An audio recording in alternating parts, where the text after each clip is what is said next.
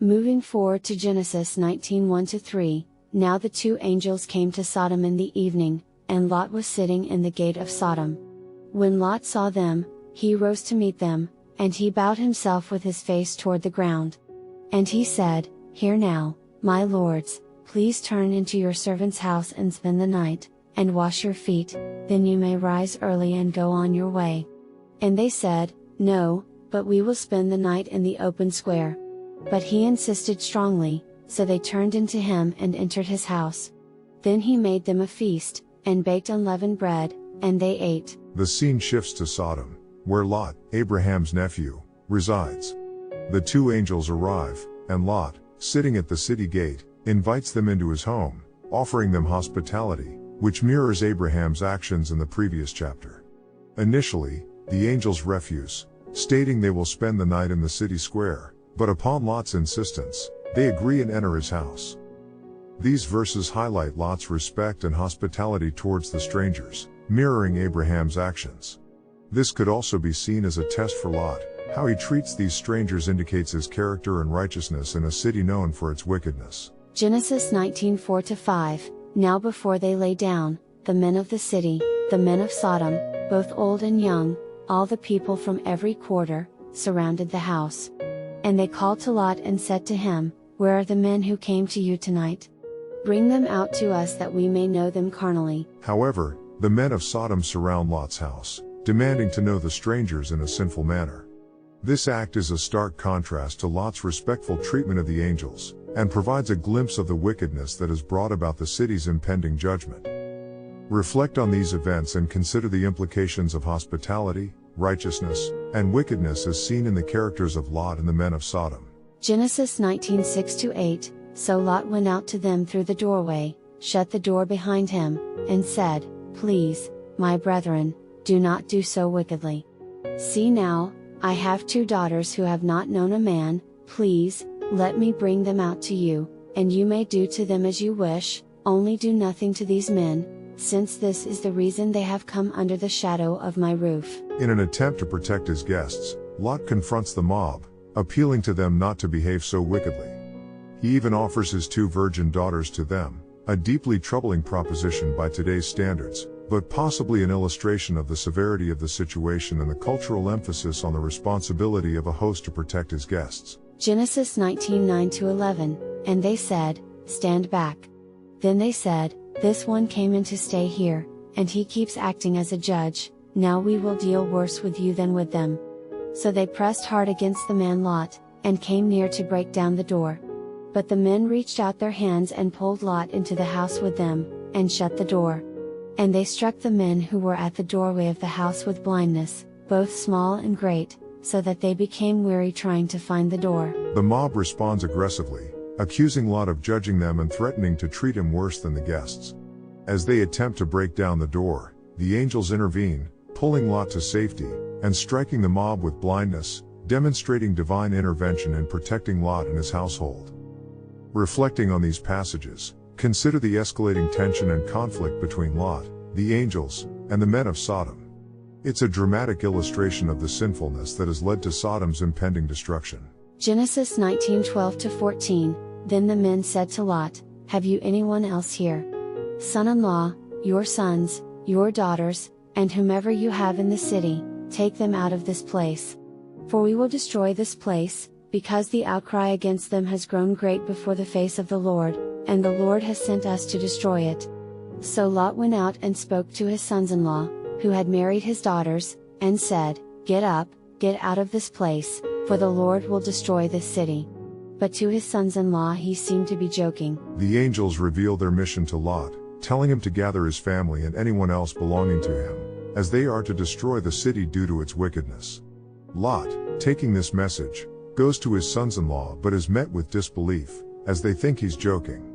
This is a poignant display of the disbelief and ignorance that often accompanies messages of warning or judgment. Genesis 19:15-16, when the morning dawned, the angels urged Lot to hurry, saying, "Arise, take your wife and your two daughters who are here, lest you be consumed in the punishment of the city." And while he lingered, the men took hold of his hand, his wife's hand, and the hands of his 2 daughters, the Lord being merciful to him, and they brought him out and set him outside the city. With dawn breaking, the angels urge Lot to flee with his wife and daughters. Lot's hesitation at this critical moment reveals his conflict and attachment to the life he had known in the city. Nevertheless, the angels, due to God's mercy, physically lead them out of the city. In these verses, there is a striking contrast between the looming judgment and God's mercy towards Lot's family. Consider the urgency and gravity of the situation, and how it speaks to the broader themes of judgment, mercy, and salvation. Genesis 19:17-19. So it came to pass, when they had brought them outside, that he said, "Escape for your life.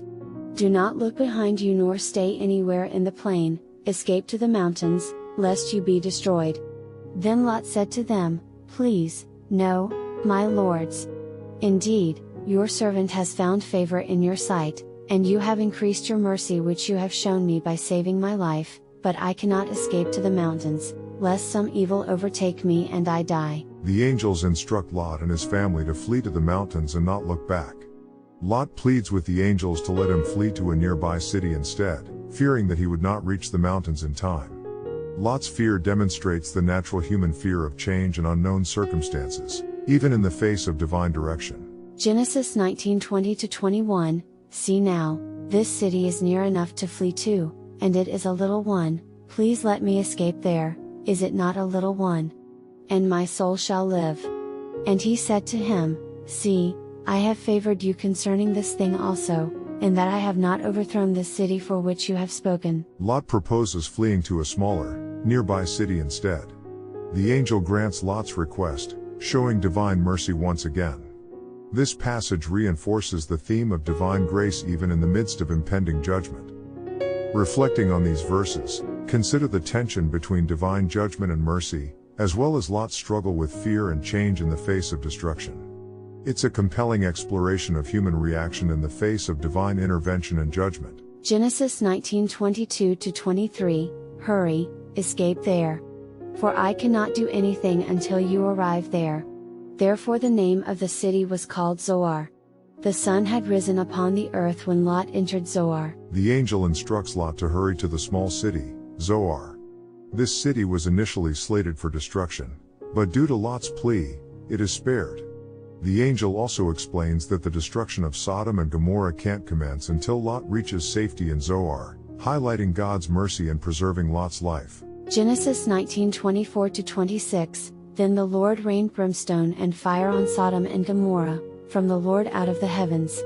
So he overthrew those cities, all the plain, all the inhabitants of the cities, and what grew on the ground.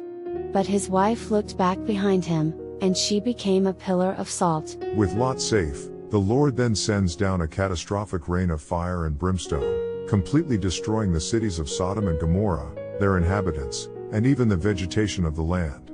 In an act of disobedience, Lot's wife looks back at the destruction and is instantly turned into a pillar of salt. This serves as a stark reminder of the consequences of disobedience and the importance of following divine instruction. Reflecting on these verses, we see the fulfillment of divine judgment in stark contrast to the grace shown to Lot and his family. However, the fate of Lot's wife stands as a powerful lesson on the consequences of longing for sinful past and ignoring divine instructions. Genesis 19:27-29. And Abraham got up early in the morning to the place where he had stood before the Lord. Then he looked toward Sodom and Gomorrah, and toward all the land of the plain, and he saw, and behold, the smoke of the land which went up as the smoke of a furnace. And it came to pass, when God destroyed the cities of the plain, that God remembered Abraham, and sent Lot out of the midst of the overthrow, when he overthrew the cities in which Lot had dwelt. In these verses, we return to Abraham, who rises early in the morning to the place where he had stood before the Lord, likely praying for the cities. From his vantage point, he can see the thick smoke rising from the devastation, a sight which must have weighed heavy on his heart, especially as he had interceded with God on their behalf. The text tells us explicitly that God remembered Abraham and hence brought Lot out safely from the devastation. The relationship between Abraham and God, and the favor it bestows upon Lot, illustrates the power and influence of intercessory prayer. Genesis 19:30-31. Then Lot went up out of Zoar and dwelt in the mountains, and his 2 daughters were with him, for he was afraid to dwell in Zoar. And he and his 2 daughters dwelt in a cave. Now the firstborn said to the younger, Our father is old, and there is no man on the earth to come into us, as is the custom of all the earth. After witnessing the devastation, Lot becomes afraid to live in Zoar and decides to live in the mountains instead, just as the angels originally instructed. His daughters, believing they and their father are the last people on earth, decide to continue their lineage through an unconventional and drastic way. These verses transition the narrative to the aftermath of Sodom and Gomorrah's destruction, focusing on the life of Lot and his daughters. In their fear and isolation, they make decisions that can be quite unsettling, highlighting the ongoing impact of the destruction on the survivors. Genesis 19:32-35, Come, let us make our father drink wine, and we will lie with him, that we may preserve the lineage of our father. So they made their father drink wine that night. And the firstborn went in and lay with her father, and he did not know when she lay down or when she arose. It happened on the next day that the firstborn said to the younger, Indeed I lay with my father last night, let us make him drink wine tonight also, and you go in and lie with him, that we may preserve the lineage of our father. Then they made their father drink wine that night also. And the younger arose and lay with him, and he did not know when she lay down or when she arose. The elder daughter comes up with a plan to preserve their family line by making their father drink wine and lying with him while he is inebriated. The younger daughter follows suit the next night. The actions of Lot's daughters reflect their desperation and misguided attempt to ensure their family's survival. Genesis 19:36-38, Thus both the daughters of Lot were with child by their father. The firstborn bore a son and called his name Moab, he is the father of the Moabites to this day. And the younger, she also bore a son and called his name Ben-Ami, he is the father of the people of Ammon to this day. Both daughters become pregnant and bear sons. The firstborn son is Moab, who becomes the progenitor of the Moabites, and the younger daughter's son is Ben-Ami, who becomes the progenitor of the Ammonites. Both these nations would later have significant interactions with the Israelites. This episode concludes the story of Lot, painting a picture of desperation and misguided attempts to control their fate. It's a sobering reminder of the complex human behaviors that can arise in desperate situations. However, it also sets the stage for later narratives involving the Moabites and Ammonites in the biblical text. With Genesis chapter 20, we are brought back to Abraham's journey.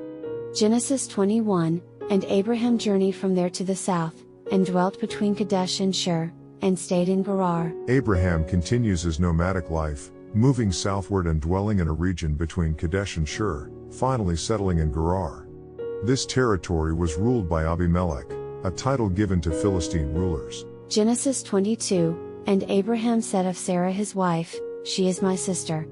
And Abimelech king of Gerar sent and took Sarah. Just as he had done in Egypt earlier, Abraham presents Sarah as his sister. The motive behind this is fear, a fear that he would be killed by those who desired his beautiful wife.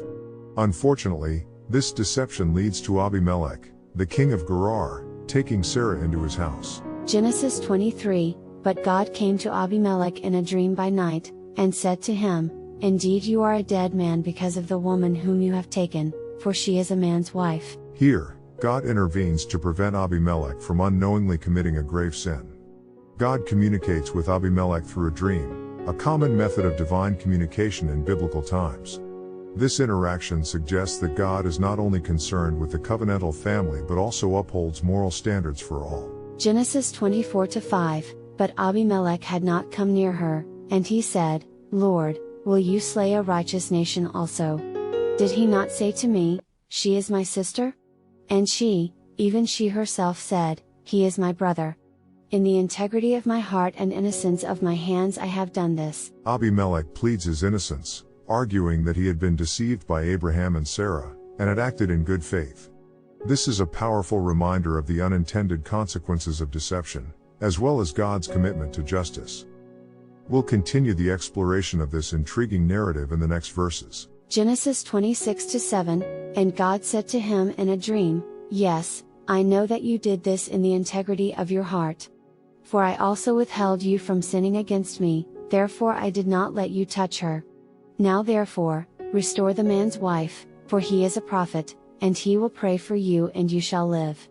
But if you do not restore her, know that you shall surely die, you and all who are yours. God acknowledges Abimelech's innocence, and more importantly, his integrity. It's revealed that God himself prevented Abimelech from sinning. The command to return Sarah comes with a promise and a warning.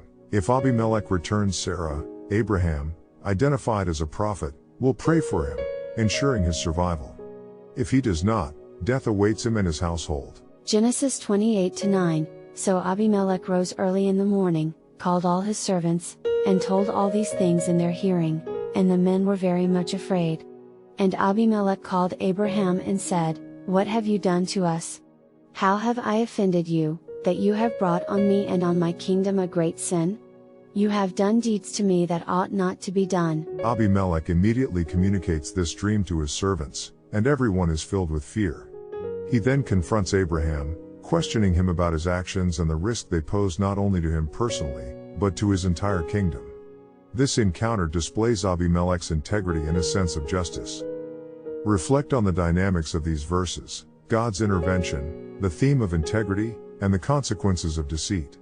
In the next verses, we'll see how Abraham responds to Abimelech's confrontation. Genesis 20:10-11. Then Abimelech said to Abraham, What did you have in view, that you have done this thing? And Abraham said, Because I thought, surely the fear of God is not in this place, and they will kill me on account of my wife. Abimelech presses further, seeking to understand why Abraham would put them in such a dangerous position. Abraham admits that he acted out of fear, assuming that there was no fear of God in Gerar and that they might kill him to take his wife. This reveals a judgmental perspective from Abraham, presuming the moral character of Abimelech and his people without sufficient knowledge. Genesis 20:12-13. But indeed she is truly my sister. She is the daughter of my father, but not the daughter of my mother, and she became my wife. And it came to pass, when God caused me to wander from my father's house, that I said to her, This is your kindness that you should do for me, in every place, wherever we go, say of me, He is my brother. Here, Abraham clarifies that Sarah is his half-sister, the daughter of his father but not his mother. This half-truth has created a complex situation. Abraham then explains that this was a pact they made when they first began their journey from their father's house, that Sarah would identify him as her brother to protect him. Genesis 20:14-15. Then Abimelech took sheep, oxen, and male and female servants, and gave them to Abraham, and he restored Sarah his wife to him. And Abimelech said, See, my land is before you, dwell where it pleases you. After the confrontation, Abimelech not only restores Sarah to Abraham but also gives him gifts of sheep, oxen, and servants. He also grants them freedom to dwell anywhere in his land. This act demonstrates Abimelech's generous character and his respect for Abraham, despite the deception. Reflect on these verses and the complexities of truth, trust, fear, and assumption presented in them. We'll continue this narrative and see the resolution in the next verses. Genesis 20:16. To Sarah he said, Behold, I have given your brother 1,000 pieces of silver, indeed this vindicates you before all who are with you and before everybody. Thus she was rebuked. Abimelech addresses Sarah directly, saying that he has given Abraham 1,000 pieces of silver, an extremely substantial amount in those times. This act was intended to vindicate Sarah's honor in the eyes of all those present. The text states that Sarah was rebuked, possibly referring to the fact that this action highlighted her participation in the deception. Genesis 20:17-18. So Abraham prayed to God, and God healed Abimelech, his wife, and his female servants. Then they bore children, for the Lord had closed up all the wombs of the house of Abimelech because of Sarah, Abraham's wife. Abraham, as God had foretold, prayed for Abimelech and his household, and they were healed. This verse implies that some divine affliction had come upon Abimelech's household due to Abraham's deception, but with Abraham's prayer, God removed the affliction, allowing them to bear children again. This event underscores the power of intercessory prayer and God's mercy when wrongs are righted. Genesis 20 concludes with a resolution that illustrates God's justice, the power of prayer, and the consequences of deception. As we move on, the narrative will continue to explore the trials and triumphs of Abraham's journey.